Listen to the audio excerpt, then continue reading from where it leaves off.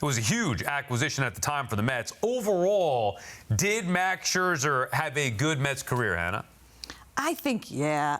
Now I'm realizing that I'm going to come down positively on DeGrom and Scherzer, and I'm like, maybe I should be tougher on one of them. Nothing wrong with that, if that's what you feel. They won 101 games in 2022. That was huge for the team at the time, and Max Scherzer was a big part of that. ERA under 3 was incredible.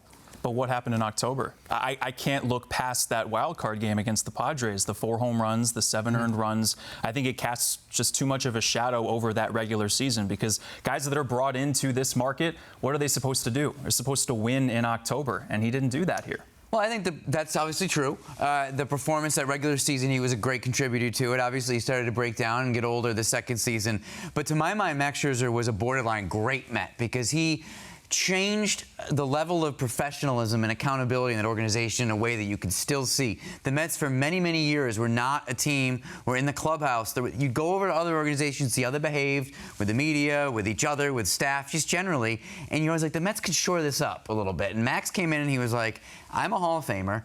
And he didn't walk around like, I'm a Hall of Famer, but it was like, clearly someone who knew how things were done. And he would tell his teammates, like, no, get out there and talk to the media. This is how a pro does it. No, go out there and let's not just blindly listen to what the coaching staff or the analysts say, but take charge of your own career. He had insight about how to be a pro at the highest level that he shared with these guys that I'm telling you has made an impact on the Mets well beyond even his performance. It was a great signing at the time. I loved it. I loved Max Scherzer until Atlanta. Max Scherzer had a chance to solidify his Mets career even in 1 year and pitched poorly when the Mets were on the verge of either winning or blowing the division. Obviously, they ended up blowing the division.